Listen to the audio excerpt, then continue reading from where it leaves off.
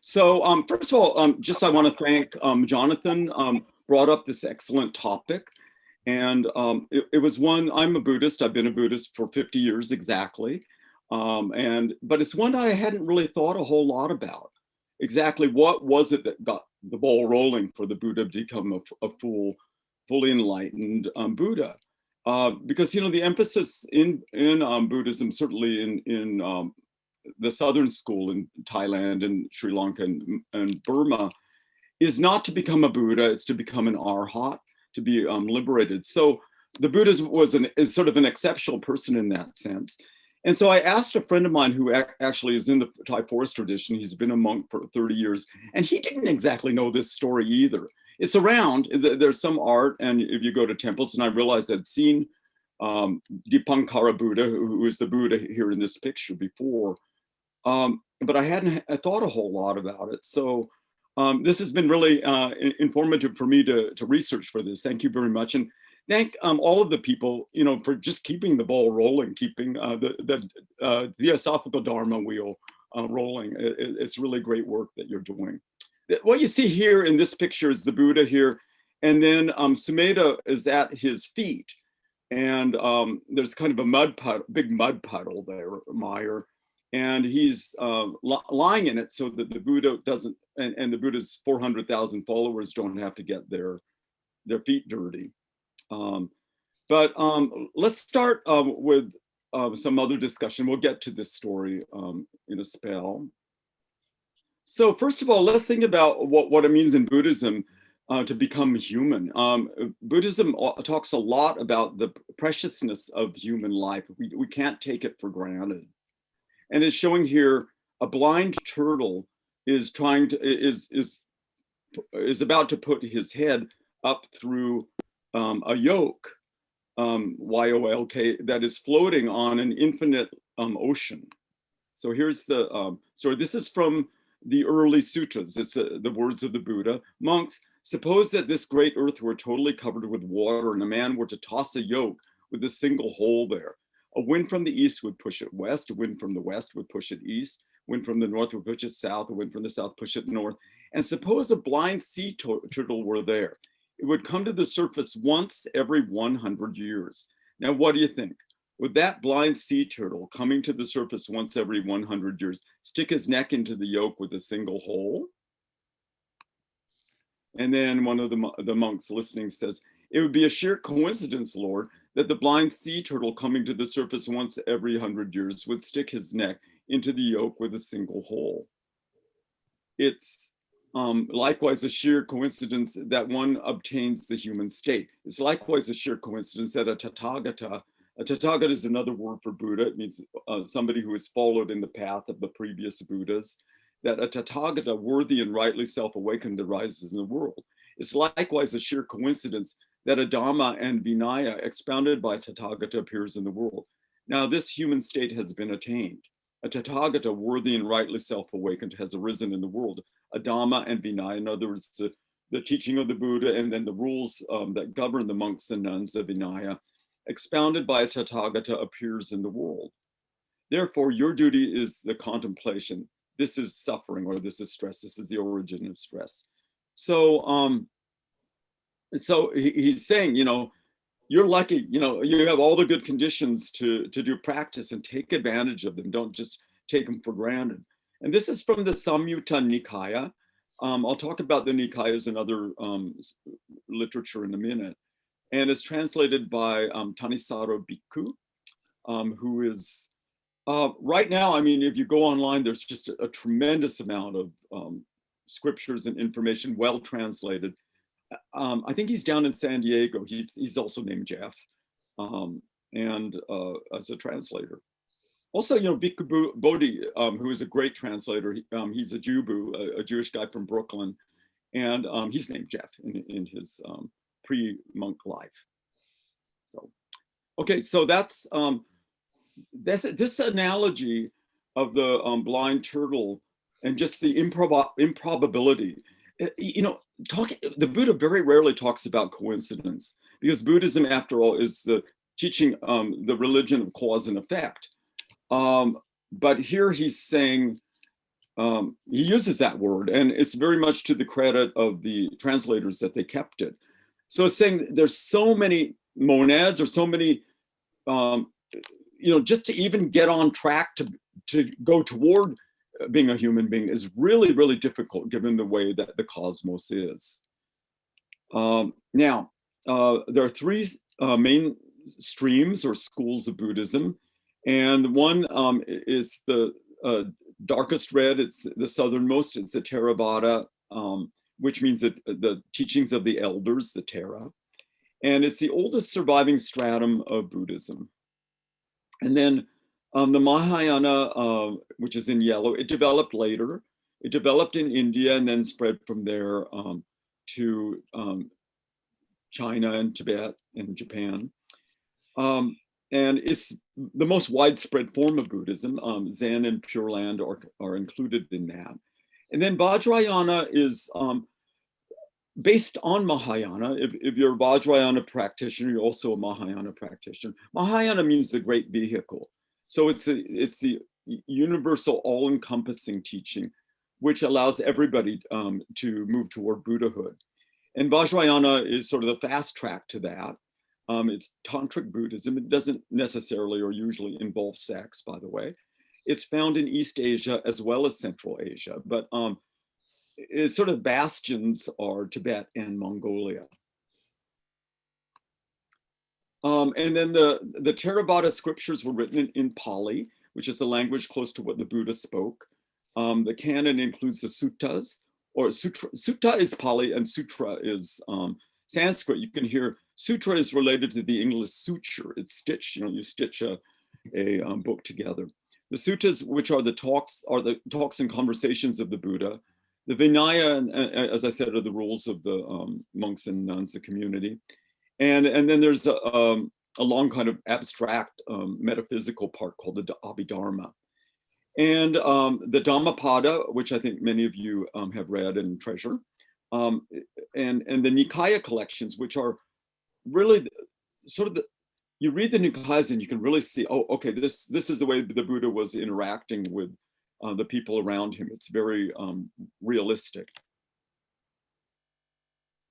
And then the Mahayana works, the teachings of the great vehicle. The Theravada classics were all translated into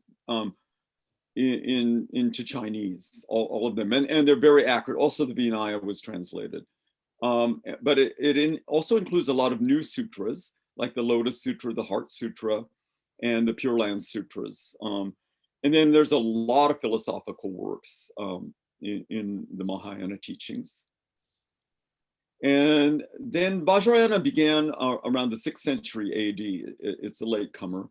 And just as the Chinese canon includes those major Theravada works, the Tibetan canon includes both Theravada and Mahayana works, but there are a lot of Vajrayana works that are connected with tantric practices exclusively. And so you can see in the previous slide, that was in Korea. It's the largest library of Buddhist books in the world. And here you also see, this is just one set of the Kanjur and the Tanjur, which is the words of the Buddha and then the words of the people who commented on it. So the scriptures are really, really extensive in Buddhism. One scripture, which we'll quote from at the end today, the Avatamsaka Sutra, is longer than the entire Christian Bible. Now, going to the story of the Buddha. From now on, I'll talk about the Buddha, and then we'll go from there to Deepankara. So, King Suddhodana of the Shakya clan on the border, their land included parts of what is now Tibet, and Nepal and India. And his queen Maya were childless for 20 years. And then one night, Maya dreamt that a white elephant entered her womb from the right side. On her way to her mother's house to give birth, Maya stopped in a grove of beautiful sal trees. And as she was standing holding a branch, a boy emerged from her right side. The baby prince walked 7 steps and said, "Above and below heaven, I alone am the chosen one." And days later, Queen Maya died. You could see right away that there's some symbolic or mythological aspects in this. With the names, Maya, as everyone knows, means illusion in Sanskrit. So when Bud or the Buddha or the enlightenment is born, illusion dies. Okay, that's one thing that's indicated here. I thought that this part about, you know, the baby walking and then saying this stuff is was something that came later, and actually it is in the early, it's in the Nikayas. The Buddha himself is alleged to have said this. It doesn't seem very likely that a newborn baby can walk, but that's anyway what the scripture says, or talk, I guess. Now, oops, oh no, I wanna go back a step. Sorry about that. Okay, here we are. So since we're theosophists, I want to kind of expand this a little bit. We're talking really here not just about an Indian story, but something that is part of what we might call the Indo or the Euro-Asian African kind of symbolic coral reef. It's an ancient sacerdotal language, because we see the planet Mercury is Bud in Sanskrit, the same, it's a root for Buddha or Bodhi. And just as Maya is the mother of the wise Buddha, Maya, M-A-I-A, the eldest of Atlas's 7 Pleiades daughters, is mother of Hermes, the Greek god who is associated with the planet Mercury and also with wisdom. And May, the month in which Siddhartha is said to have been born, derives its name from Maya, from the goddess's name. And I'd like to say, you know, in China, in Greece, all over the place, there are stories about somebody who is in the extreme West, a god, who gives birth to 7 daughters who are associated with the Pleiades. In the Greek case, it's Atlas, and in the Chinese case, it's the Yellow Emperor, who is said to be in the Kunluns, somewhere in northern Tibet. Okay, next. And also I want to say the name Maya is cognate with the word major or the word magic, and it comes from, they all come from the Indo-European roots meg and mag, and the Sanskrit word maha, which means big, great, is also from that same Indo-European root. When it has that little asterisk there, it means it's a root. It's not a word, it's a root from which words derived. And I believe that Maha in this case can be referring to the yin principle. Plato in his late dialogues, and also Aristotle mentions this as well, and it was developed in the Neoplatonists. There's what's called the Indeterminate Duet, the great and the small. It's infinity or aditi, and it's what in Theosophy we talk about as mula prakriti, the feminine principle, so to speak. And so English may and might also come, and as you see, you know, the month May also come from these same Indo-European roots, and they indicate power and potential. May and might, you know, obviously mean, and might, you can see mag in M-I-G-H-T, might is what it used to be. So let's go a little bit further. So in the case of the Buddha, his 2 major disciples are Shariputra, who is on the Buddha's right hand, on the left of this picture, and then Moggallana. And Moggallana was often referred to as Maha Moggallana. And I'm interested in this. You could see that Shariputra has light skin, and Maha Moggallana has darker skin. This is true not only in Theravada pictures, but in Chinese and Tibetan as well. Not uniformly, but there is the idea that, you know, it was the subcontinent, and both light-skinned and dark-skinned people were arhats. They were disciples of the Buddha. And in Mahamogayana's case, he was known for his psychic powers. Shariputra was famous for his wisdom, and Mahamogayana was for his psychic powers. And also in a previous, long before, he had been a Mara.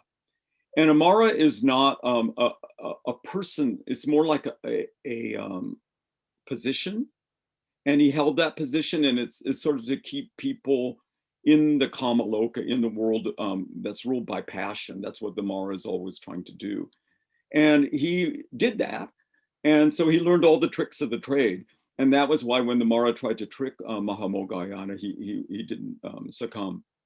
So I'm suggesting that even like in the iconography, there's something here like where Shariputra and Mahamogayana are representing yin and yang, or two complementary principles. And that may be connected with the root Maha. Okay, going, and also with Maya. So going back to the, oh yeah, I just want, yeah, a similar thing with Northern Buddhism, where we have Amitabha in the center, and then Maha. Again, we see that Mahastama Prapta, and then Avalokiteshvara, Kuan Yin, is said to be like the Buddha's son, doing everything. And then Mahastama Prapta is like the Holy Spirit in just working more on individuals, and it is connected with the meaning of the name is connected with the idea of power. So wisdom or activity, and compassion and power and wisdom. Okay, back to the Buddha story. So let's see how we do. Okay, soon after the prince was born, the king took him to be examined by the sage Asta, and the boy's foot touched the holy man on his head. And after the holy man examined the foot, he concluded that the prince was destined to be a great teacher. But he didn't look very cheerful. And the king said, like, what's wrong? And he said, well, you know, it's great, but I'm going to die before I have a chance to learn from him. And this was also confirmed a few days later when the king invited 5 wise men to Siddhartha, that's the name of the Buddha, the given name, to his naming ceremony. And on examining the prince, 4 of them said that, well, he's either going to be a world monarch or he's going to be a great teacher, a Buddha. But the 5th one, the youngest, Kondana, was absolutely certain that the prince would become a supreme sage. And in fact, Kondana later became one of the Buddha's first 5 disciples, and he was the first one to become an arhat. So he knew a good thing when he saw one. It's interesting here, you know, they had the idea very prevalent, you know, the Indian thought sort of pushes things to their extreme and say, you know, if you want political power, why don't you want to just rule the whole universe?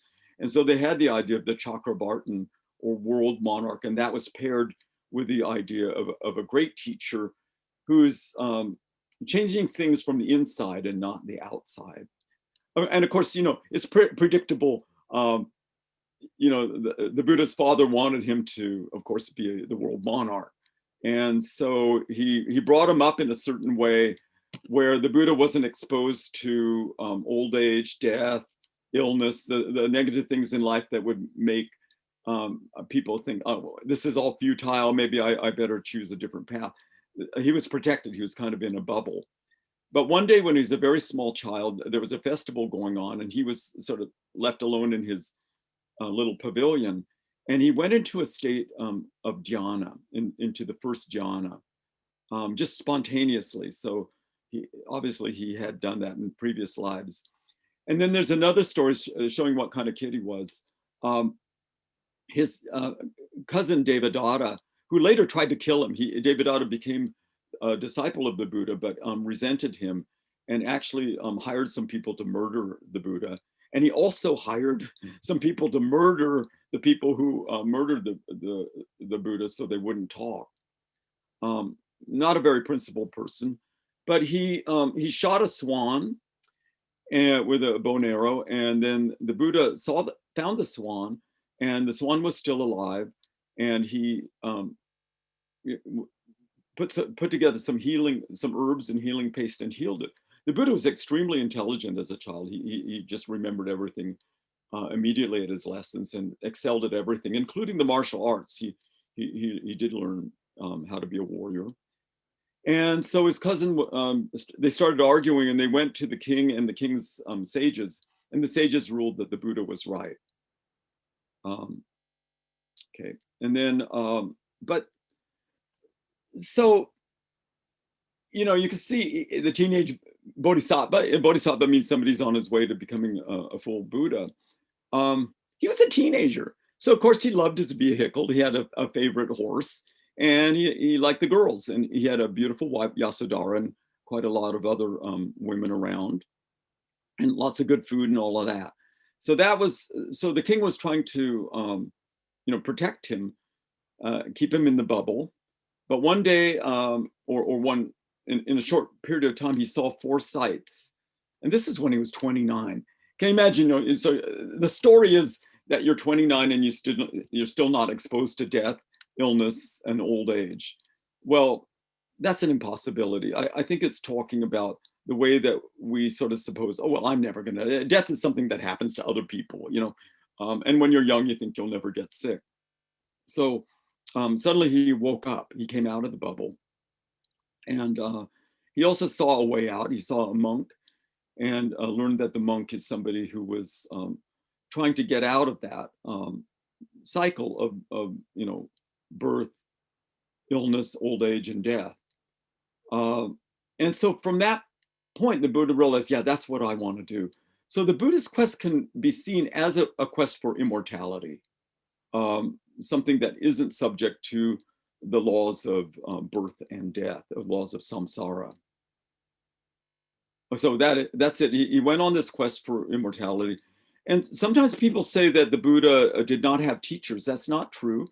Here he is with his first teacher, Alara, and then another teacher whose name escapes me right now. He learned all he could from Alara. And, you know, Alara really valued the Buddha. He said, wow, you're great. I've never had a student like you. But he just could take him as far as he could go, which was into the formless realms. And the Buddha did do jhana at that time, but he did what's called in Pali Micha jhana. It's jhana meaning dhyana, a deep Zen. It's a deep meditation. Meditation has to be motivated in the right way to be sama samadhi, the right kind of samadhi. And you can have wrong kind of samadhi. It just means that maybe your motivation isn't quite right. You want to show off, you want to have some special experience or whatever. And so at that time he did jhana, but it didn't have the fruit that it was later to bear. And so he went to these 2 teachers, and he couldn't find that path to immortality. So then he resorted to asceticism, and he was living on 1 grain of rice a day, according to the scriptures. He was living with 5 other ascetics, including the man who predicted that he would become a Buddha. And I've seen this. This is from Pakistan. It's made of sandstone. It's just, they brought it to Japan, and it's just an incredible sculpture. And what he did also was incredible. But one day, my understanding is that he overheard somebody, a musician by the riverside, who was saying, you know, if you if you have the strings too loose, they're not going to make good sound. If you tighten them, they're going to break. You have to just find the right middle. And evidently, this musician was really a god. The gods decide at different times in the Buddha's life, this is also in his past lives, okay, it's high time he started doing this. So they were kind of nudging him out of asceticism into a more sane kind of lifestyle. And so he realized that he was about to break. If he continued, he'd die. So he started, he said goodbye to his companions, started eating again, started eating a normal life, regained his health and stamina and vitality. Already, I mean, he really did have stamina and vitality. He had a tremendously strong will, which is one of the requirements to even receive the prediction of being a Buddha. Strong will is a sine qua non. And here is a woman named Sujata is offering him, she made a very, very special dish. Like she took had like 500 cows and took their milk and fed them to some other cows, and they took their milk and finally made this really nourishing dish of rice and milk and brought it to the Buddha. She and her friend who went to the Bodhi tree where the Buddha was thought that he was the god of the tree, and they were offering it to the tree god. But anyway, she got a very special kind of karma for being the person who offered the Buddha food right before he went into the meditation that resulted in his enlightenment. And actually, after that, he fasted for 7 weeks. So it must have been a really nourishing dish. So here you see he's beneath the Bodhi tree near the Naranjaya River, Jara River, and the gods came to bless him. But then after that, Mara came, the sort of Satan of Buddhism, came with his host, and Maria's entered the waiting room. I read, oh, not Mara, it's Maria. Okay, that's good. And so anyway, the Bodhisattva resisted all the temptation and intimidation, and then Mara said, "Okay," but, Mara's kind of disappointed. He thought, he turned tail, and so I'm being distracted by the. Okay, anyway. Yeah, I need to develop my concentration by sitting under any kind of tree. But so Mara decided, okay, I'm going to challenge your right to sit under that tree. What right do you have? And then Gautama, the Buddha, touched his right hand to the ground, and he called upon the earth goddess to bear witness to his right to sit there. And she confirmed it. And then the earth goddess, you can see her under there on the stupa. She wrung out her hair, which had evidently a lot of water in it. And the water from her hair washed away Mara and his evil host. Oops. Now, after the Mara comes in, the gods and the Nagas who were, worshiping Buddha, they all just, left town. And at that time, the Buddha had only the perfections to protect him. This reminds me of the letters to Olcott. He received letters from the masters when HPB was being tested. This was, I believe, it was in 1875, before the society was founded. And she was living with Bettinelli in Philadelphia and very sick. And she was undergoing some major trials. And they said, Helena has to stand on her own, but your kind thoughts, loving thoughts toward her can really help her a lot. So send them. It's a good thing for us to remember. And well, the Buddha was also placed in that sort of situation where only the perfections, the paramitas or the paramis in Pali, that he had stored up over eons, those were the only things that could protect him. And so here we see on the leaf, there's the 10, often in the Theravada tradition, there's 10 paramitas. And then in the Mahayana tradition, we often speak of 6. But in the voice of the silence, the last part, the set is 7 perfections. The paramita means the 7 perfections by which we cross over to the other shore, to the shore of enlightenment. So then he entered, he calmed himself and he entered into a deep meditation, into the jhana. And because he'd remembered that when he was a very young boy, that he had practiced jhana, and he said that could be the key to doing this. So he entered eventually the 4th dhyana, and he focused on this is on a full moon night. I believe tomorrow night will be a full moon in May. It was a full moon in May, just as he was born on the full moon in May. And then he went back and remembered, focused on his past lives. He was looking at that. So this is what he was saying in one of the, this is, I think, from the Majjhima Nikaya, maybe the 4th one, 4th sutta. When my concentrated mind was thus purified, bright, unblemished, rid of imperfection, malleable, wieldy, steady, and attained to imperturbability, I directed it to knowledge of the recollection of past lives. I recollected my manifold past lives, that is, 1 birth, 2 births, 3 births, 4 births, 5 births, 10 births, and then 20 births, 30 births, 40 births, 50 births, 100 births, 1,000 births, 100,000 births, many eons of world contraction, many eons of world expansion, and then many eons of world expansion and contraction. And thus, with their aspects and particulars, I recollected my manifold past lives. Now, you'll notice in this, scriptures generally are very closely and carefully written. It does not say that he remembered all of his past lives. The word all does not appear. It does appear in some of the literature about this, but that's incorrect. Buddhism doesn't recognize a beginning or an end to samsara, to the cycle of birth and death, of arising and disappearing. As far as we know, it's endless. There's no beginning in time, like his first birth was this. So he doesn't speak of remembering all of his births, but look at how many he remembered.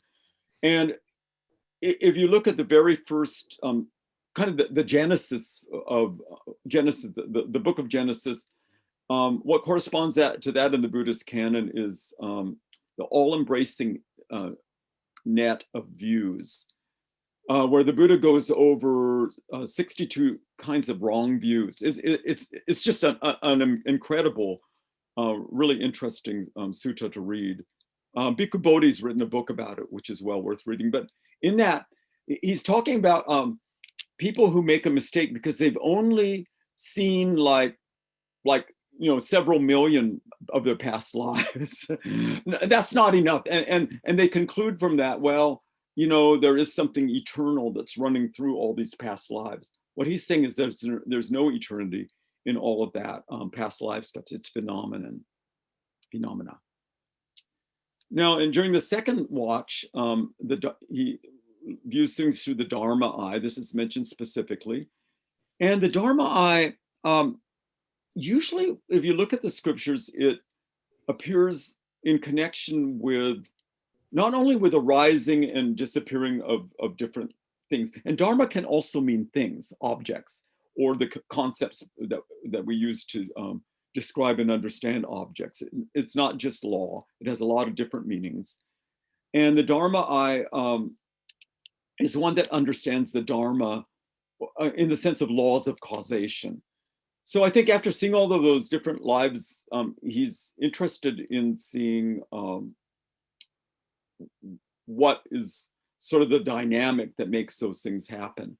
And in my understanding, the Buddha formulated the 12-fold chain of causation later, after the Enlightenment, when he was meditating for some weeks, trying to put it into a form, what he'd experienced into a form that people could kind of grasp.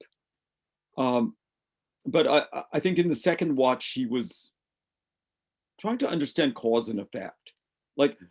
And that is one of the most intractable philosophical problems. What's the relation between a cause and an effect?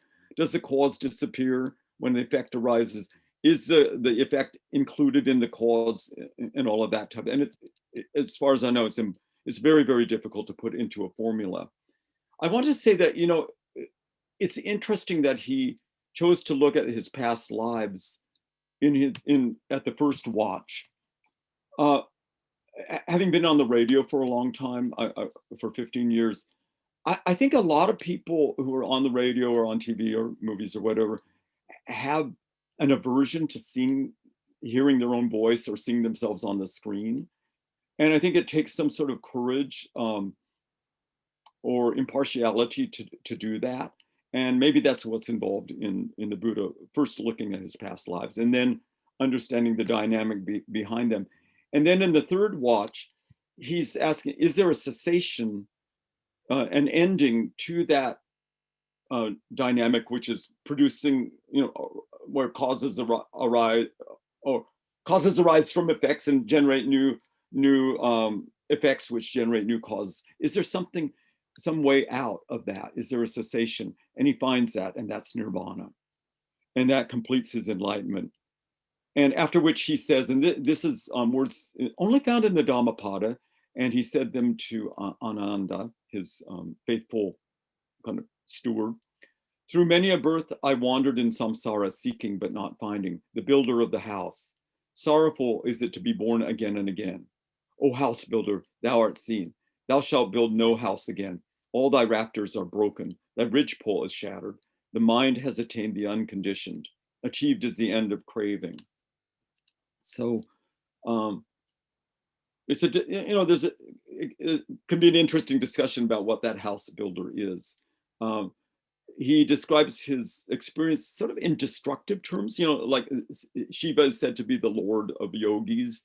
And so it's breaking down something that the rest of us all just take for granted and live under and in without really challenging it. Okay, then after the Enlightenment, the Buddha was thinking, you know, just of what he'd undergone. And he just thought, wow, you know, nobody's going to understand this. And so this is a quote from the suttas where he's recounting his life. He was feeling enough with teaching the Dhamma that even I found hard to reach, for it will never be preserved by those who live in lust and hate. Those died in lust, wrapped in darkness, will never discern this abstruse Dhamma, which goes against the worldly stream, subtle, deep, and difficult to see. Considering thus, my mind inclined to inaction rather than to teaching the Dhamma. So actually, in the Pali teachings, there are a certain class of Buddhas, I think it's Tati Buddha is the word, who don't teach. They attain full enlightenment, but they're not oriented toward teaching people. So they're inactive in that sense. They might be compassionate while they're alive, but after that, they don't teach others. But the Buddha from the start had decided long, long ago that he was going to bring people to enlightenment. That was his compassionate motivation. But anyway, this is the scene. This is the drama that happened. And then Brahma Mahasamta comes and he says, he comes down to the Buddha. He realizes what's going on in the Buddha's mind. And he says, Buddha, please, please do this for everybody. We need you. There's a lot of people out there who are just on the point of attaining arhatship, of becoming spiritually liberated. And just meeting with you and hearing your sermon would make all the difference to them. So the Buddha is moved. Now, this is an interesting scene because we'll see when we look back at the Buddha's past lives, he was always intending to teach people. So why suddenly does this happen? And why did the Brahma have to come all the way down to the forest to do this? Because the Brahma and the Buddha are both supposed to be more or less omniscient. Why couldn't they just have communicated some other way? So it's sort of a drama, and the drama is replayed. For example, Tibetan Buddhists often say, "Oh, Dalai Lama, please stay in the world as long as you can." It's sort of like creating a circuit where we want you, stay, please. Somehow that's necessary on both sides. It's not just that a Buddha can be compassionate. There has to be some motion from the other side to create that circuit. And then the Buddha decides, well, who am I going to teach? And his first thoughts are to teach his previous two teachers. So although you'll see here that the Buddha says that he has no teacher, as far as attaining nirvana, he doesn't. He still was very devoted to his teachers. He is, as it turns out, an Asian. And but it turned out that his first teacher had died the week before. And his second teacher died just the night before. So he says, well, how about the 5 ascetics I was practicing with? So he knows that they're in Benares, in Kasi. So he decides to walk over and meet them. And as he's walking along, he meets a guy named Ajibaka Upaka. And Ajibaka, since this is somebody special, he says, who are you? What are you all about? And the Buddha says, I'm one who's transcended all, a knower of all, unsullied among all things, renouncing all, by cravings ceasing free. Having known this all for myself, to whom should I point as a teacher? I have no teacher, and one like me exists nowhere in the world with all its gods, because I have no person for my counterpart. I am the accomplished one in the world. I am the teacher supreme. I alone am a fully enlightened one whose fires are quenched and extinguished. I go now to the city of Kasi, which is Benares, to set in motion the wheel of Dharma. So I actually have a Japanese acquaintance, a scholar who's researched this, and there is the idea that there's only one Buddha in one world at a time. For some, this is a doctrine of Buddhism. As you can see, the Buddha is pretty confident. And Ajibaka Upaka just says, okay, yeah, right, man, and leaves. But Ajibaka gets married. That's kind of a disappointment, doesn't go well. And he eventually comes back to the Buddha and studies and becomes an arhat. But this is the person that the Buddha met after attaining enlightenment. Then he goes to the to Kasi, to the deer park in the forest in Benares. And his former companions see him coming, and they're kind of like, hey, look at this guy. He's fat now. He's living in luxury. Yeah, high style, man. So they decide first they're going to ignore him. And then, nah, let's prepare a seat for him. And then when he's actually coming, one of them says, here, let me carry your bowl for you. So, and they could address him as friend. And then he says, no, friend, that's not why you call me now. I'm the Buddha. And they're convinced. And he teaches the first sermon. He sets in motion the wheel of the Dharma. And immediately they all enter the stream. And that's the first stage toward arhatship. There's some, and I didn't develop that in this talk, but there's some sense that the Dharma wheel is always rolling, but it needs, at certain points, it needs that extra nudge or push to keep it rolling. And that was what was necessary when the Buddha started. So somehow there's a momentum from previous times, but that momentum has to be renewed from time to time. Okay, so that's as much of the Buddha's life as I hope we're doing okay for time. Let me just. Okay. Yeah, I can. I think we can be a little bit over time, maybe. I tried to keep it down to an hour, and we'll see. So now we go to Deepankara and Sumeda. And Deepankara is the Buddha. Sumeda is the past life of Shakyamuni. And Deepankara Buddha is the Buddha under whom he made a vow to become a Buddha. And Deepankara predicted that he would become a Buddha. And that happened 4 asankheyas and 100,000 kalpas ago. Now, one asankheya is 10 to the 140th power. That is the number 10 with 140 zeros after it. So there's 4 of those cycles. I guess that's a cycle. And there's 4 of those cycles plus 100,000 kalpas. And a kalpa in Hinduism anyway is 4.32 billion years.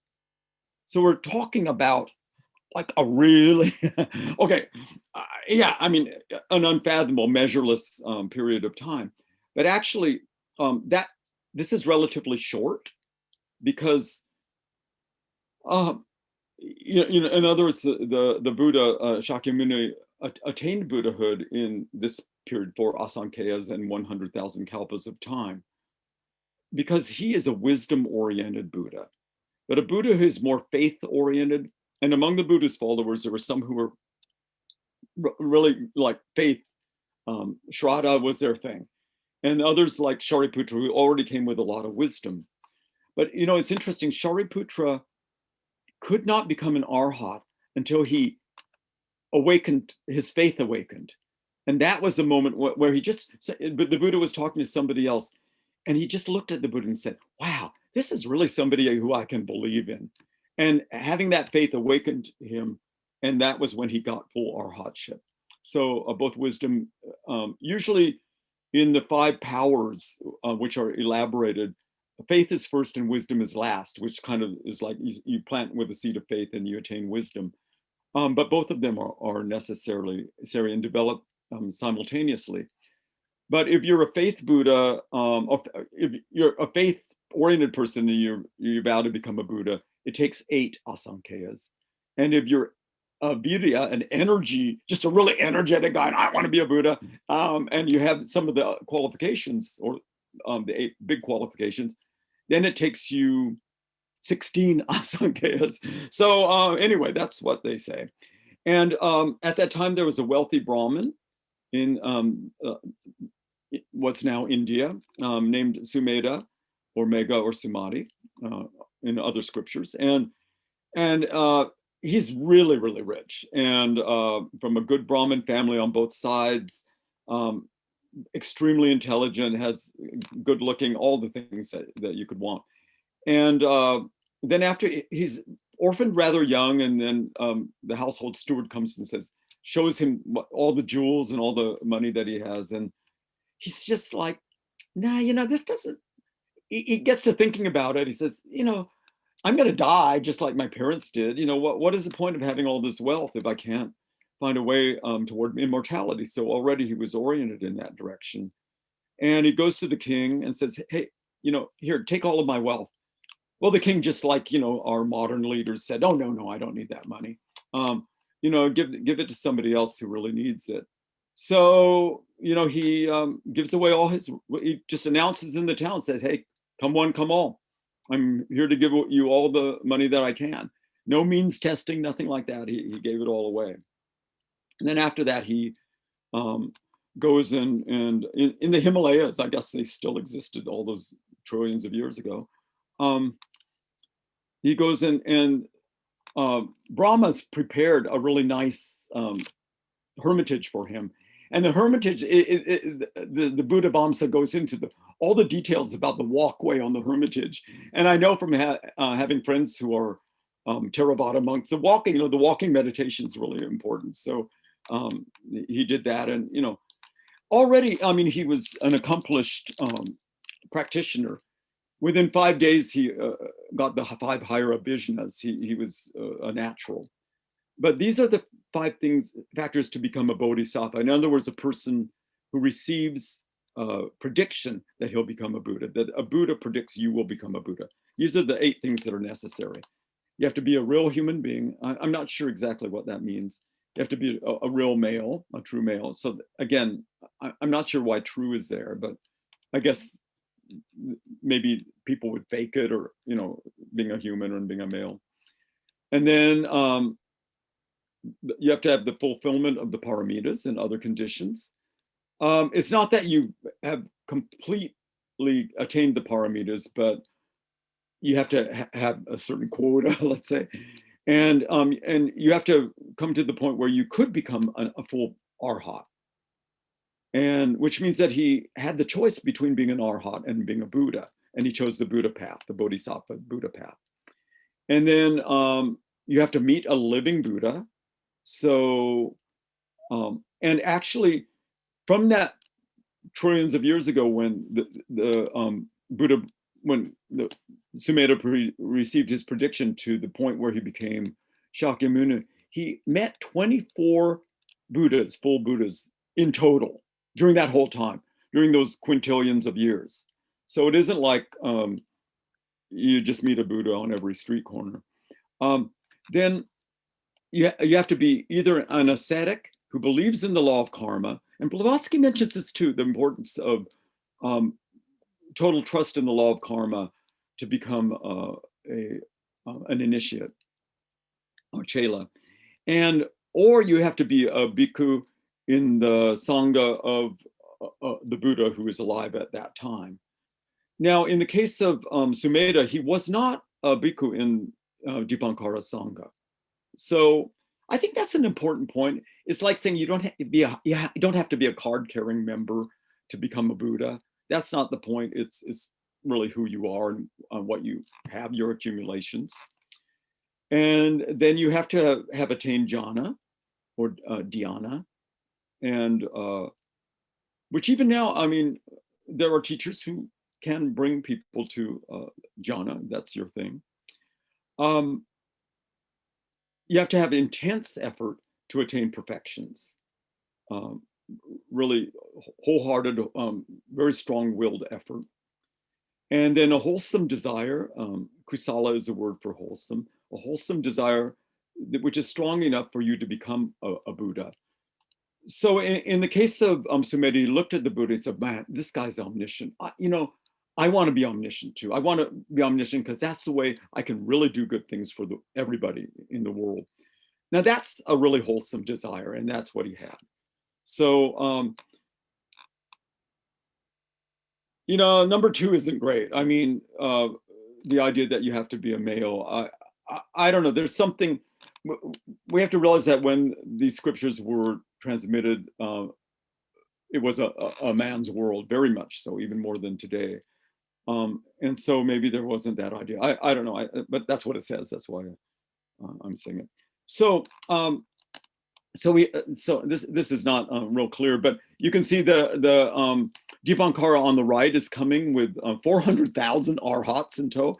They're going to this Amaravati, I think is the name of the town they were going to. So Sumeda had all of these psychic powers. He could fly, he had clairvoyance, and he was flying around and saw, wow, everybody's making this big hubbub in town. I wonder what it's all about. So he asked somebody, and they said, oh, well, didn't you know? Deepankara Buddha exists. See, Sumeda was so much into, you know, his own meditation in his own little world that he didn't even realize that a Buddha had come to his world. So we're having this big kind of greeting for him and his disciples, and feed them and do all that. And he said, oh, wow, that sounds great. So he thought, well, I could use my psychic powers to help them, but he decided, nope, I'm just going to go down there, you know, just be with the rest of the people and use my physical power. So he came down and he said, what can I do? And they said, okay. They knew that he had all these psychic powers, so they gave him this really mucky part of the street and said, you please clean this up. And he decided not to use the psychic powers, so he started, you know, he was strong enough to do it, but he just didn't have the time. So by the time Deepankara and his host arrived, it was still really muddy. So seeing this, Sumeda, you know, did like Sir Walter Raleigh did with his cape, but with his body and his hair and his leopard suit, lay down, and so the Buddha could walk on him. And I guess, I don't know how long he would have lasted if all those followers were, but he was resolved, if necessary, to die, to show his devotion and respect for the Buddha. So this is what he's thinking as he's lying there. If I so desire, this very day I can become an arahat, in whom the asavas or cankers or obstacles are exhausted and mental defilements removed. But what does it profit me to realize the fruition of arhatship and nirvana as an obscure disciple in the dispensation of Buddha Deepankara? I will exert my utmost for the attainment of omniscient Buddhahood. So here's something, and this is in not the early scriptures. The Buddha Vamsa came maybe a couple hundred years after the Nikayas, but it's recognized as a kind of a valuable scripture by the Theravadins, and yet here he's putting Buddhaship above arhatship, which is, you know, I think the attitude of all of the schools of Buddhism fundamentally. What is the use of selfishly escaping the cycle of births alone, in spite of the fact that I am a superior person, fully aware of my prowess of wisdom, faith, and energy? And, you know, like in the Two Paths, which is the second part of the Voice of the Silence, again, it says there, you know, choosing the arhat, the path of nirvana, is just sort of glorified selfishness. I will strive, and I think the Mahachohan says that in his great letter as well. I will strive for attainment of omniscient Buddhahood and liberate all beings, including devas, from the cycle of births, which is a sea of suffering. After attaining omniscient Buddhahood myself, which is a result of my matchless deed of lying prostrate in the mud and making myself a kind of bridge for the supreme Buddha Deepankara, I will rescue beings out of the cycle of births, which is a sea of suffering. So wow, he has it down. This is what he wants to do. This is the you know, the basic resolve, the basic operating system of a Buddha. And I'll argue later and briefly that this operating system is different from nature. It's fundamentally different from the Triguna thing. It's the Daivi Prakriti. This is divine Prakriti, and it's different. It's what really makes things happen. And otherwise, things would kind of just be like cards being shuffled back and forth. The gunas would be in all kinds of combinations, but this is what allows liberation from those gunas. So in response to Sumeda's vow, and the vow is called pranidhana in Sanskrit and abhinihara in Pali, and it's very important. It's a very important idea in Buddhism that, for example, in Mahayana, our strength comes from the vows made by Amitabha or Shakyamuni or the previous Buddhas. Those vows are something that we can rely on. They're like our life-saving rope. So in response to Sumeda's vow, Deepankara Buddha makes a prediction. The prediction is also very important. This is in a lot in the Mahayana sutras, that Sumeda will become a Buddha named Shakyamuni. He also predicts the names of Shakyamuni's parents and chief disciples, both male and female, as well as the many other details about the life of Shakyamuni, including like the tree that he will, the name of the Bodhi tree and the type of tree. And then the Buddha and his 400,000 arhats cover Sumeda with flowers, and there are many, many auspicious signs that happen at this time. This is a really important cosmic moment when the Buddha candidate and the Buddha come together, and they meet, and the prediction is made and the vow is made. This is really an important thing. This is what starts the trajectory. And it's interesting, in the assembly that came to greet Deepankara, Yasodhara, the woman who later will become Yasodhara in the life of Shakyamuni, his wife, she sees Sumeda and she immediately falls in love with him. And she has 8 flowers that she was going to give to Deepankara, but she gives 5 to Sumeda for him to give to the Buddha, and she keeps 3 for herself. And so there's sort of that twin soul aspect in the story as well. Now, so that's the story basically, and after that, there's in the Buddha Vamsa or Mahavamsa, there are several stories of subsequent Buddhas. Shakyamuni or Sumeda was reborn as somebody, and he met another Buddha, and that same Buddha made a prediction and gave the details. There are a lot of stories like that, but this is the most important one. There are about 550 stories of the Buddha's past lives. That's the number that's given. But this is the most important one. This is the one that has the most details in it. And I just gave a few of the details. It's really interesting to read and think about. Now, I'm gonna, and I know we're kind of running late, but I'm gonna give you a really, really different and contradictory view of the Buddha's life. And this is in the Lotus Sutra. The Lotus Sutra is arguably the most important Mahayana Sutra. Anyway, it's the one that kind of, where all of the different strands come together. Reading the Lotus Sutra when I was 19, we had a class at Stanford where we read the 8,000 lines Prajnaparamita Sutra and the Pre-Orlan Sutra and the Lotus Sutra. And all of them impressed me, but the Lotus Sutra is where I was blown away and became a believer in Mahayana. And Mahayana says that, although there are different routes and, especially these 3 vehicles that the Buddha sets forth, they all basically are the Buddhayana, that everybody eventually is going to become a Buddha. That's the teaching, key teaching, or one of the key teachings of the Lotus Sutra. And in the 16th chapter, there's a chapter called the lifespan of the Tathagata. And it starts with the Buddha saying to this huge assembly of bodhisattvas, "O sons of virtuous family, you should believe the true words of the Tathagata." And he repeats twice, "You should believe the Tathagata's true words."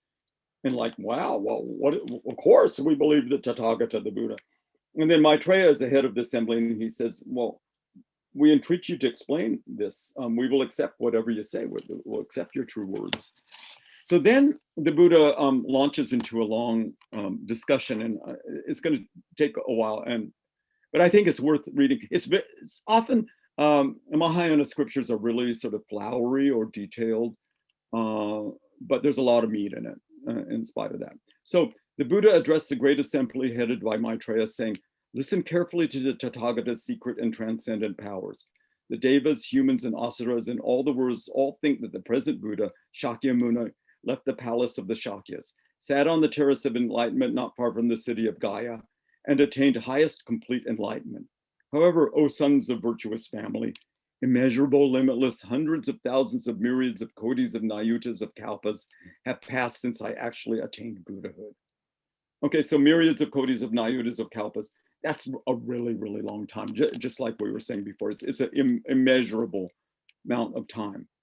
Suppose there were a man who ground 500s of thousands of myriads of kodis of nayutas of an incalculably great manifold cosmos into particles.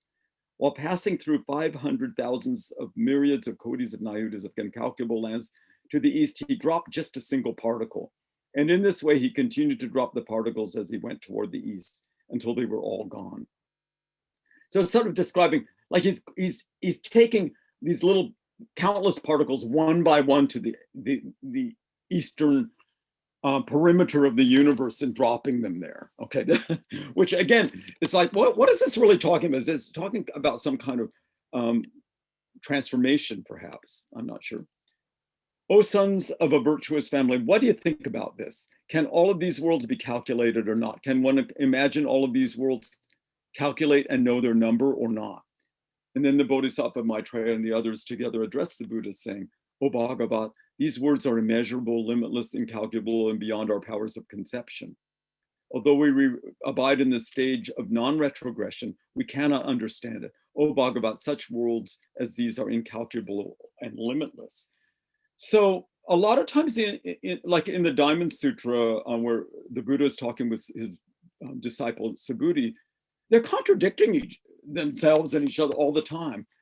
It's to show that words can reveal and conceal. That's one reason.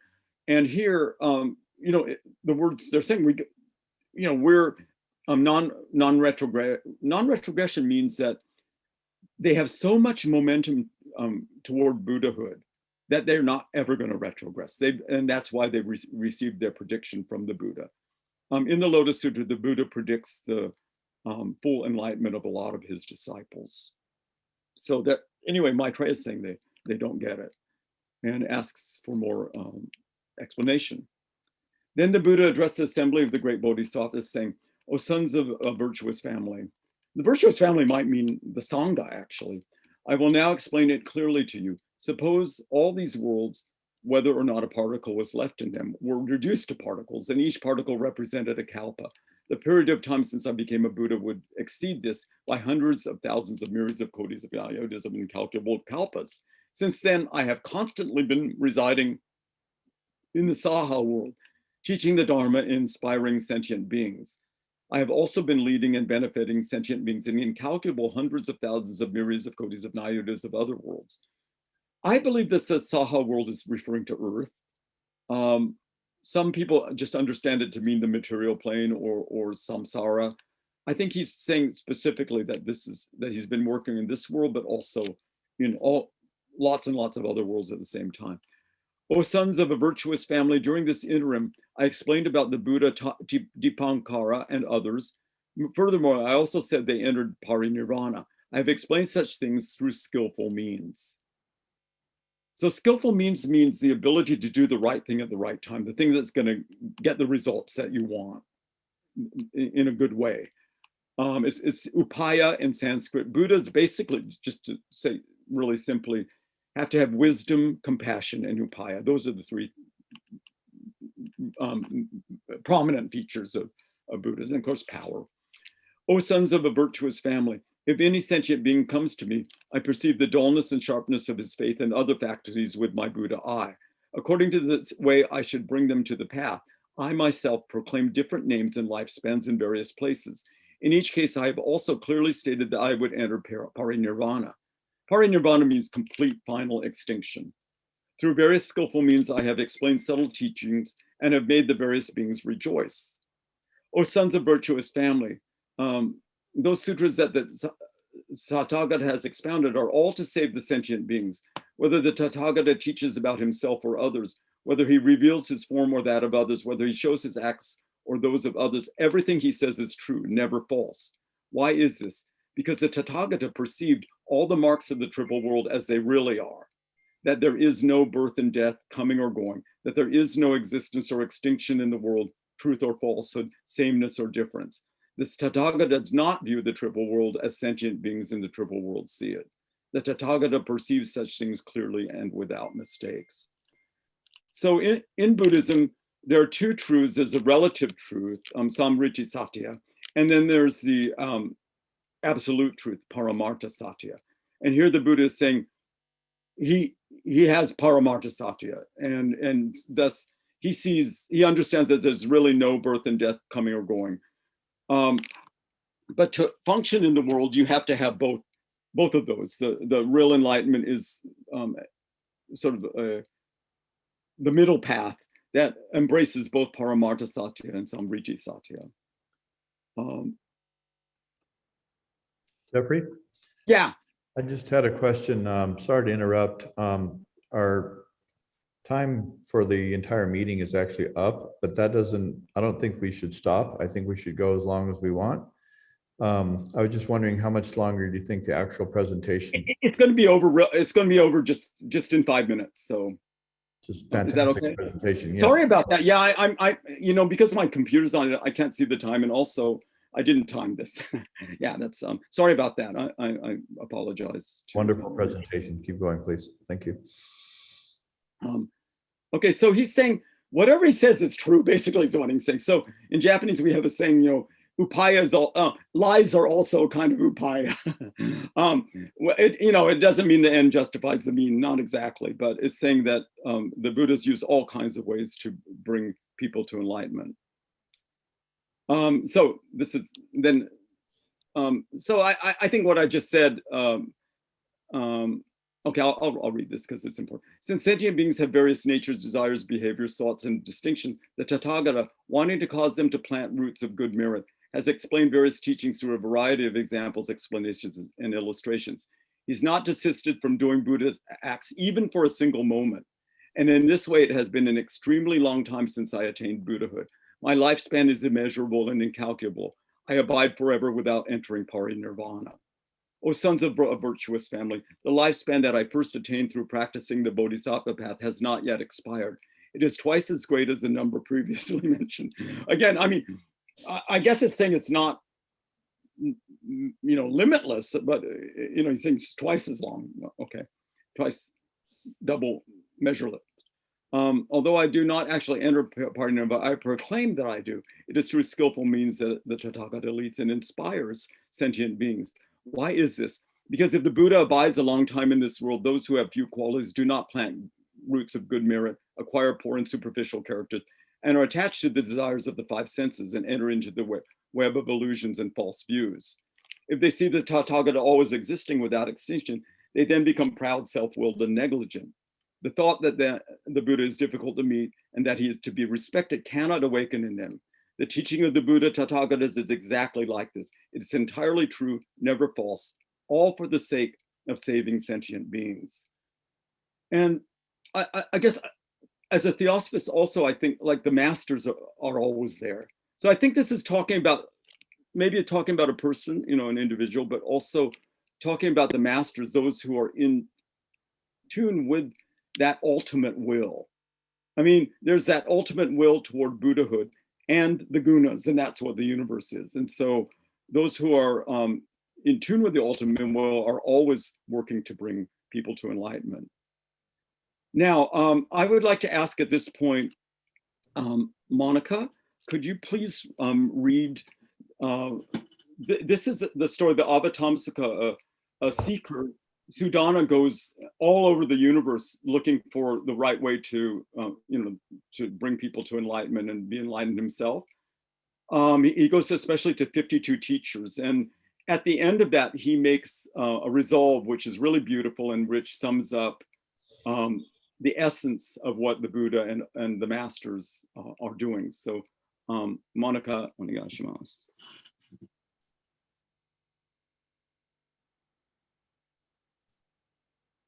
Sorry about that.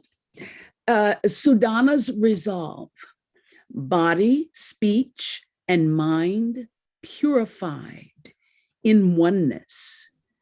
I bow deeply to touch limitless Buddhas of the past, present, and future throughout all worlds in the 10 directions. The power of Samantabhadra's vow enables me to be present everywhere. Where there is a Buddha, I am there. As Buddhas are countless, so too am I. In a particle of dust are countless Buddhas, all of them present with their own assembly. The strength of my faith penetrates deeply into every atom of all Dharma realms. I aspire to use the great ocean of sound, giving rise to words of wonderful effect that praise the Buddha's oceans of virtues in the past, present, and future. I bring these offerings, garlands of the most beautiful flowers, incense, music, perfumes, and parasols, all to adorn the Tathagatas and their lands, bringing food, robes, and fragrant flowers, torches, sandalwood, sitting mats, the finest adornments here in abundance, an offering to the Tathagatas. Inspired by Samantabhadra's vow, I bring my heart wide with deep understanding, with loving faith in the Buddhas of the 3 times as an offering to the Tathagatas everywhere. From beginningless time, I have acted unskillfully with craving, hatred, and ignorance in actions of body, speech, and mind. Determined now to begin anew, I repent. I rejoice in every virtuous action by anyone, in any direction, by learners and by those who need learn no more, of Buddhas and Bodhisattvas. All beings who are lamps for the world and those who have just attained enlightenment, I beg that you will think lovingly of us, turning the wheel of the Dharma to help the world. With sincerity, I make a humble request of the Buddhas and those who are about to enter nirvana. Remain forever in the world for the benefit and the welfare of all. I humbly make offerings inviting all Buddhas to stay with us and guide all beings to the other shore.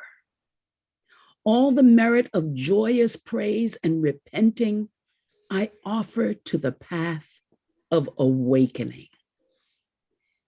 This merit is transferred to the 3 jewels, to their nature and form in the Dharma realms. The 2 truths are perfectly woven together into the Samadhi seal. The ocean of merit is measureless. I vow to transfer it and not hold anything for myself. If any human, out of discrimination and prejudice, tries to do harm to the path of liberation, may their obstacles be fully removed. In each moment, wisdom envelops the Dharma realms, welcoming all to the place of non-regression. Space and living beings are without limit, the same with afflictions and results of past actions. These 4 are fully and truly immeasurable. So too is my offering of merit.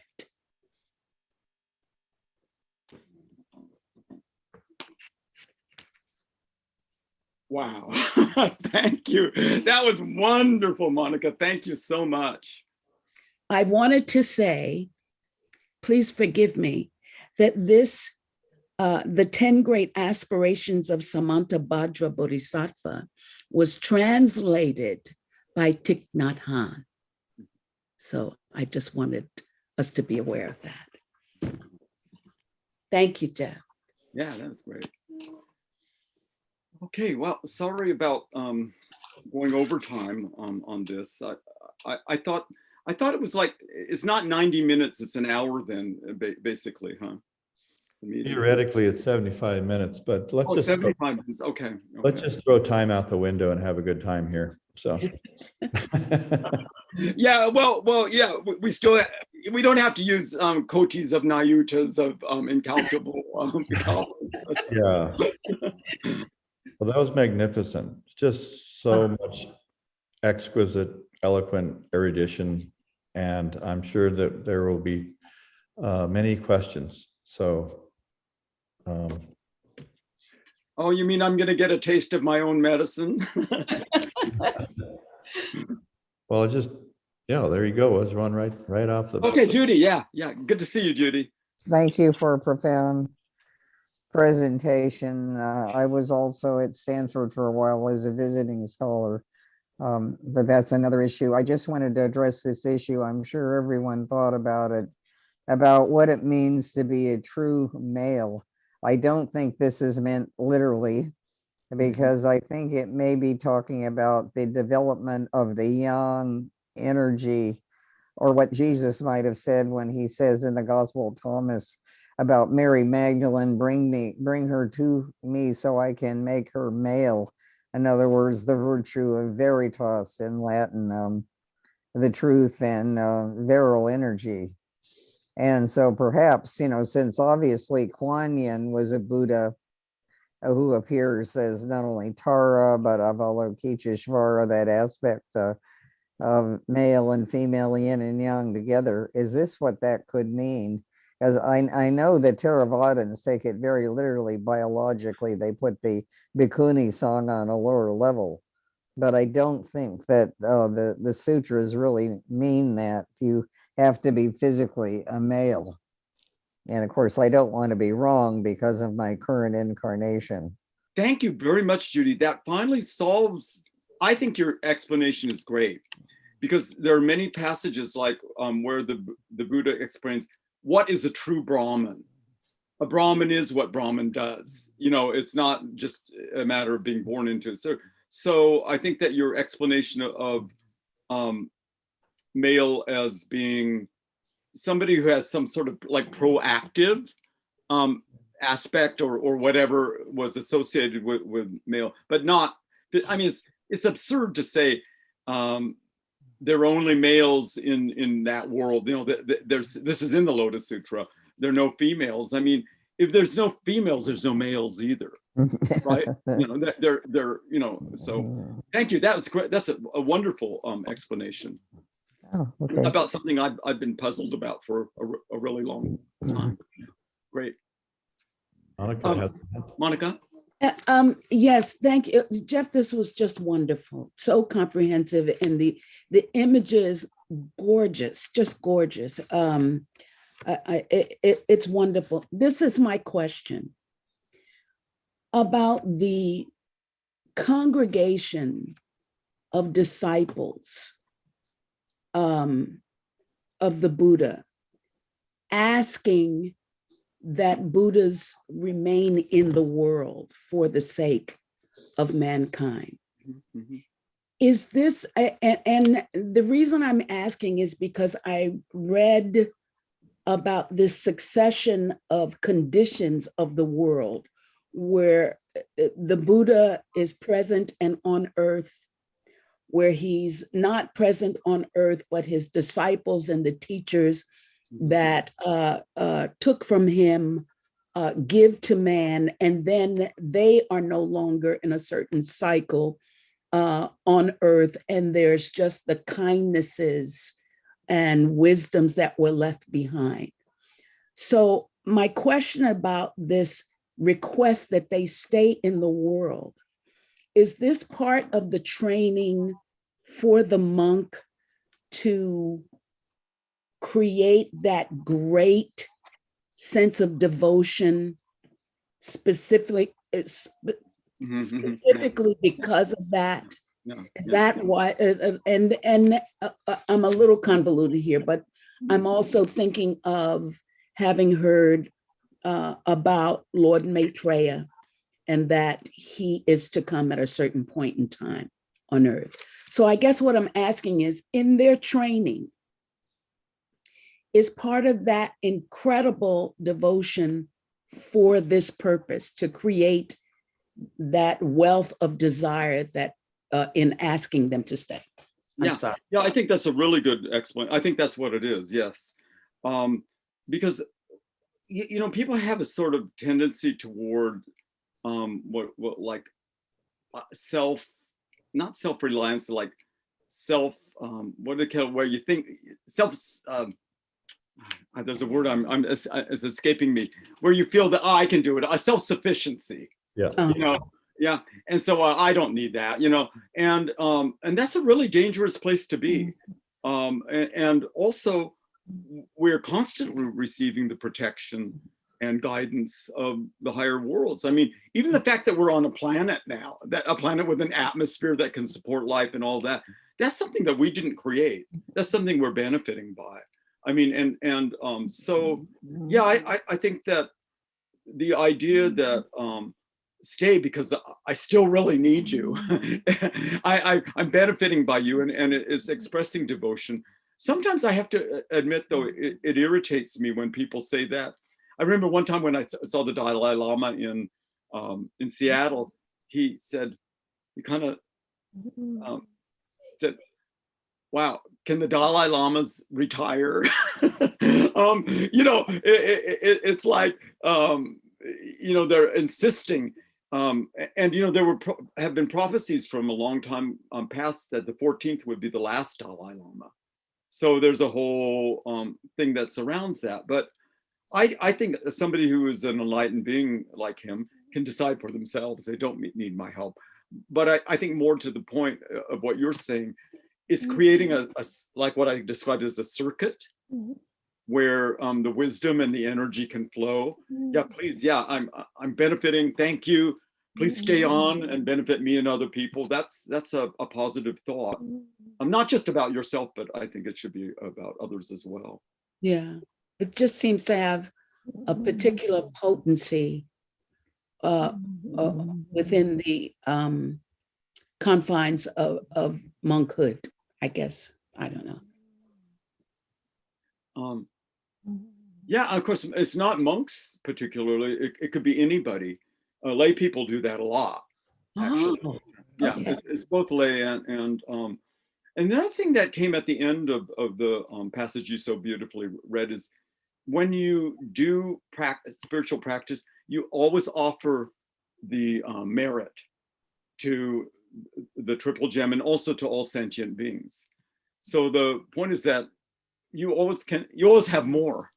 It's sort of, you can always produce more. It's sort of that perspective you're coming from.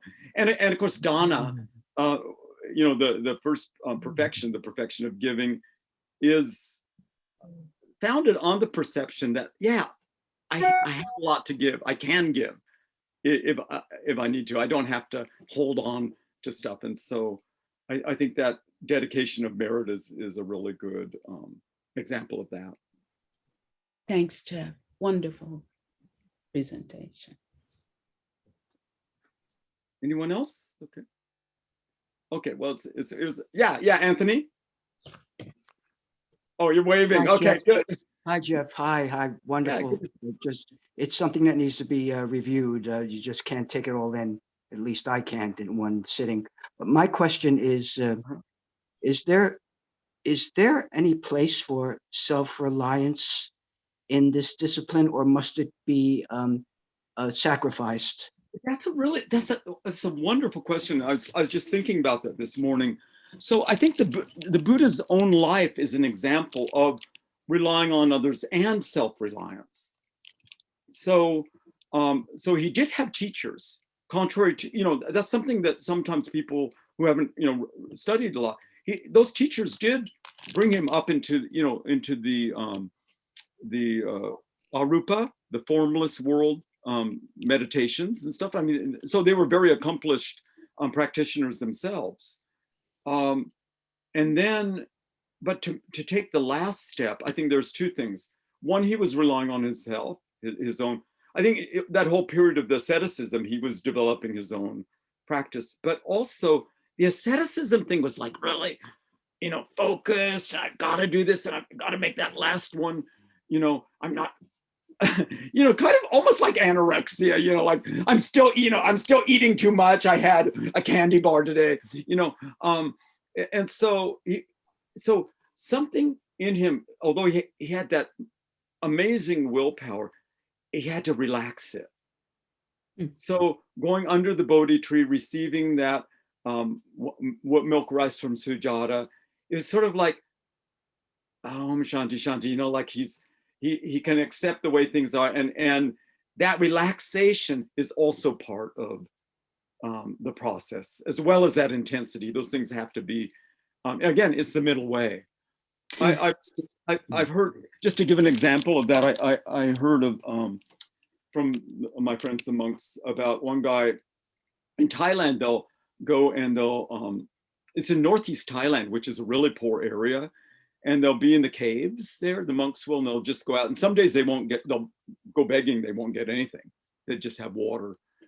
So one of the monks, the monks would get together and they'll chat, not gossip, but joke around and stuff. Well, one guy, well, what are we doing? If we don't get jhana, what's the purpose of doing this? Jhana, jhana, jhana. So he went down and deep into his cave, jhana, jhana, jhana, jhana.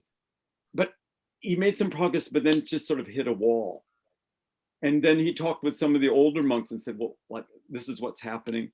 And they said, open yourself up through metta, through metta karuna, and open your heart up.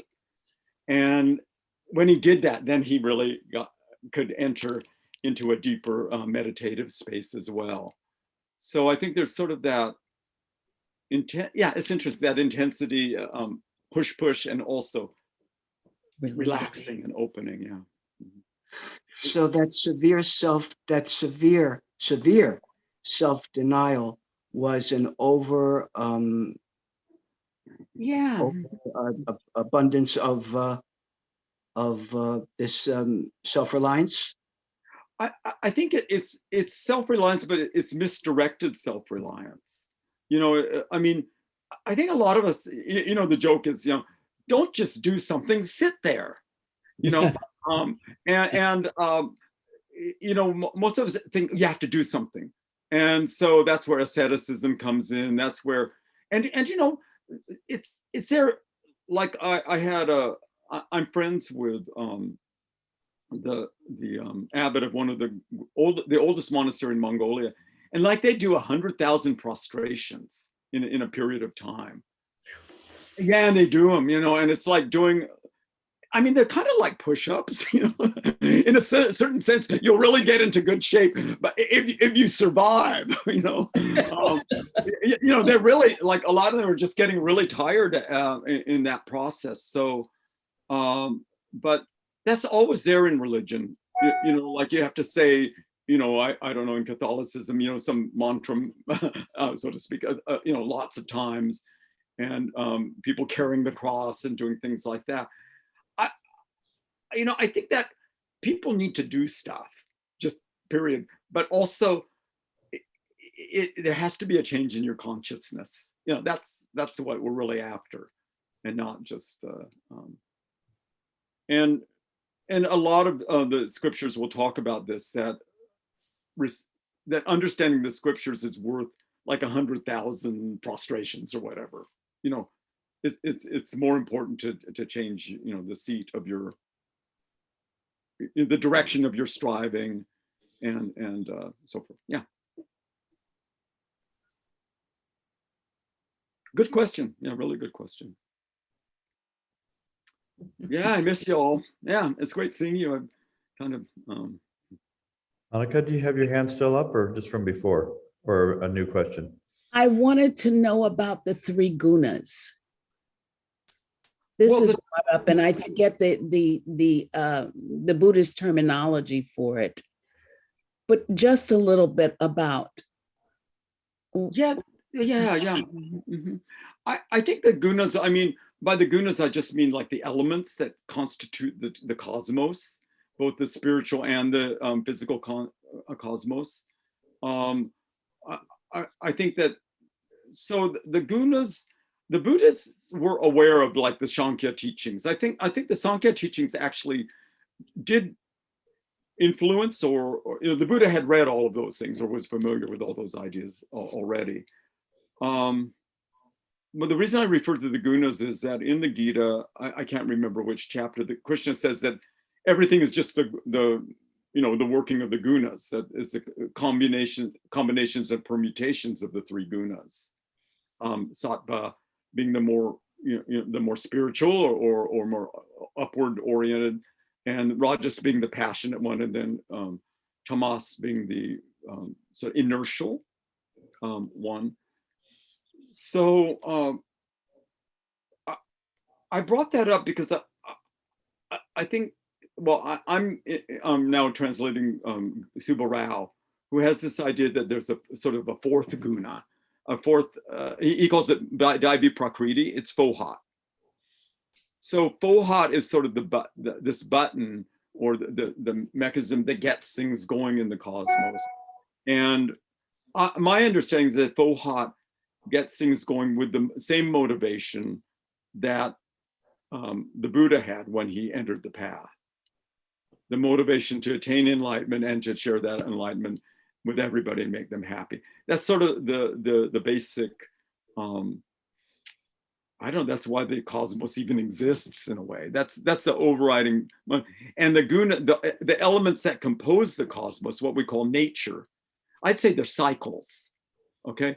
The cyclic law isn't, it's just that framework in which that acts out.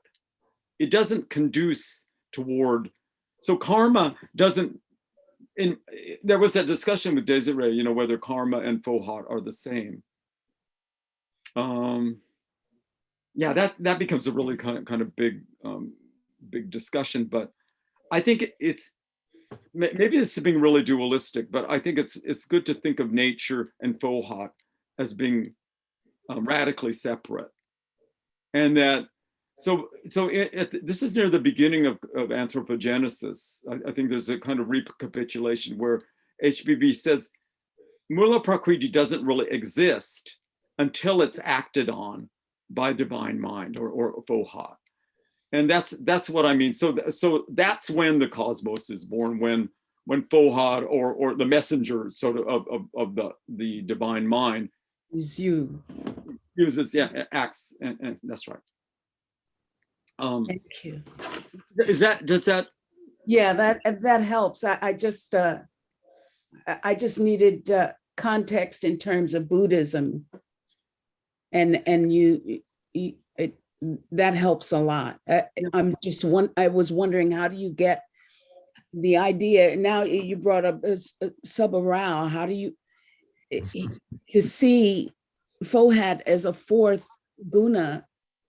That just kind of like, Well, that's my word. In the Gita, there's the word Daivi Prakriti, divine Prakriti, which Krishna says is different from the three gunas are the three elements that make up Prakriti in general. And then he speaks of Daivi Prakriti, which is different from that.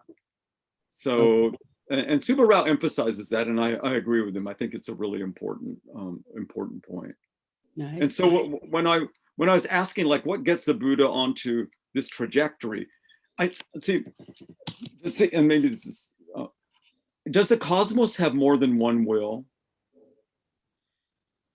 Okay, there's a sense in which the cosmos has all these, everything in the cosmos has its own will, or at least, you know, conscious beings do. But there's also a sense in which I think where the cosmos has this will to enlightenment. I'm kind of talking like doesn't it have its, don't all these wills have their root in the one will? Yeah, and I think, or more to the point, the will's actually what we call will is usually against the cosmic will. So it's sort of like,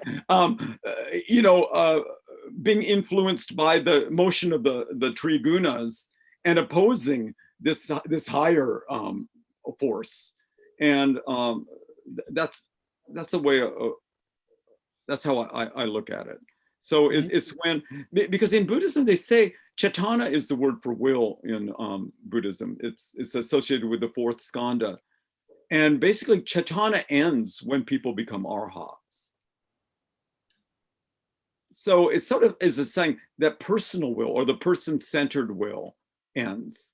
And then the divine will, which is oriented toward the good of all beings, is what comes into play. I see. That makes sense. Thank you. Yeah, we call that in Japanese or East Asian the original vow. The original vow is that all beings will be happy and that they'll be on this trajectory toward complete happiness and enlightenment. Can we take one last question from Lillian? You have to unmute.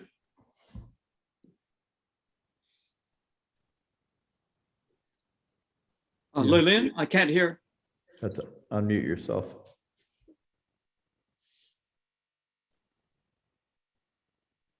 Sorry about that.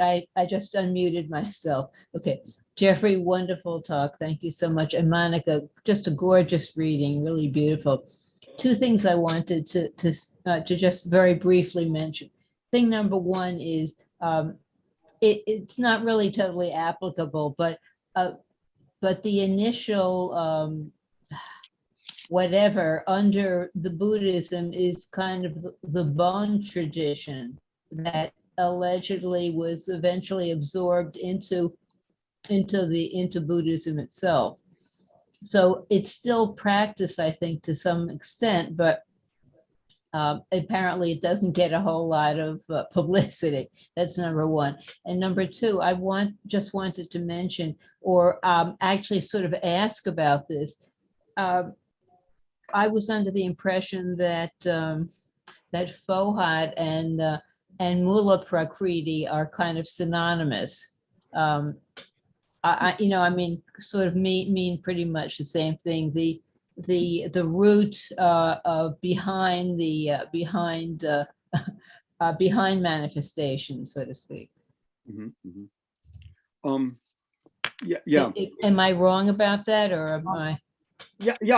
I think that Subbarao says that in the Subbarao's work on the notes on the Bhagavad Gita is quoted in the Secret Doctrine. It's an excellent work. And he says what he's doing in that book is saying, what is the basic theory or system behind that doesn't appear explicitly in the Gita, but is behind it. And he says that there are four principles: Para Brahman, the Logos, which is the sun in the Secret Doctrine, Mula Prakriti, and Fohat. So those four. So he does not say that Mula Prakriti and Fohat are synonymous. Okay. Thank and you. I think no. I mean that's good. I mean they're similar in that they're basic. I think that this is what you're saying, and that's correct. Basic aspects, but not the same. Yeah. Mm-hmm. Now, as for the Bon tradition, the Bon tradition is very, very interesting. It's not. It reminds me in some ways of Shinto here in Japan. The Shinto tradition is what preceded Buddhism. Japan was Shinto before it was Buddha, just as China was Taoist before it was Confucian or Buddhist. So you have across East Asia and Central Asia, it's often connected with shamanism.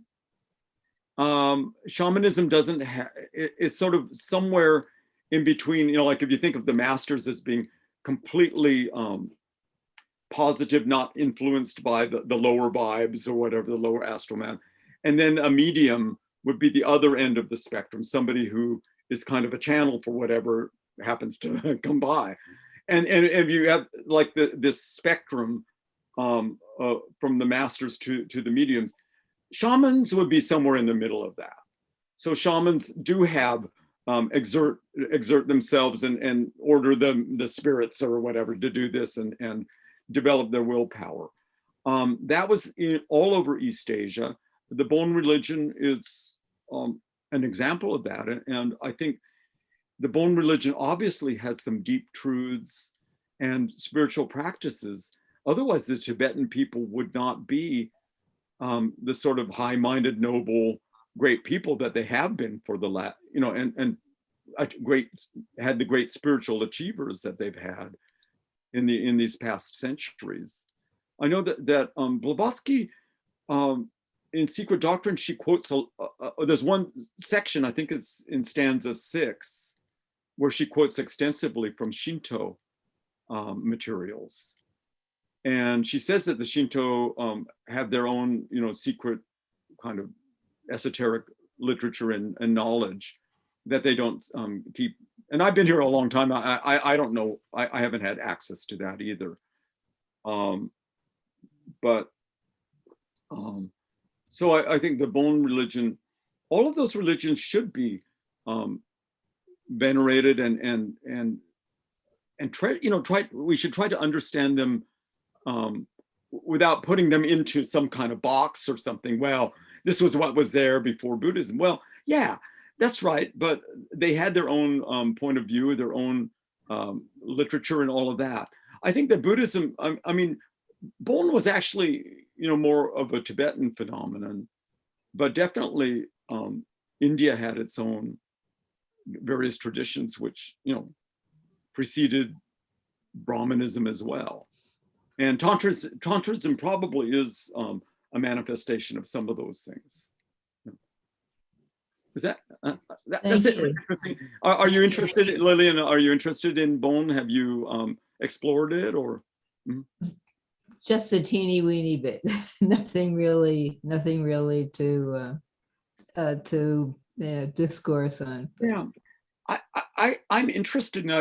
I don't know where to start, and I'm studying a lot of other things. But somewhere Blavatsky talks about the Sumerian, a link between Sumer and China. On one hand, there was the Indian, the Brahman esotericism, and then there was another between, this is in her early writings, between Sumeria and China, and with the implication, of course, then that would precede Buddhism, and it would include things like the Bon. Well, our time is, I think, sorry, yeah, okay. well past, but you have a grateful audience here. So well, thank you. Yeah, no, it's grateful. I'm grateful. Yeah, thanks for bringing this up. I've really learned a lot from your excellent question. What a wonderful presentation on something that maybe not all of us have really thought about. Like you said, this whole thing about what got the ball rolling and the implications of that being a seed in all of our hearts, right? Yeah, that's it. Not just what happened with that guy over there. It's, wait a minute, this has something to do with all of us, doesn't it? So exactly, yeah. Yeah. Okay, well, thank you very, very much. Yeah. Next week we will hear about the path, which is very much related. And speaking of a trajectory, then that's probably what a path would be described as. And so much more. And everything you said about the will, the indomitable will of the Buddha. So, and Dana, and just everything that you said. So just magnificent. Okay, well, good night, everybody. Thank you all for coming in your questions. Thank you. Everybody be well and say thank you, Jeff. Yeah, thank you. Yeah, thank you. Thank you, Jeff. Everybody be well. Bye-bye. Good night. Thank you. Arigato.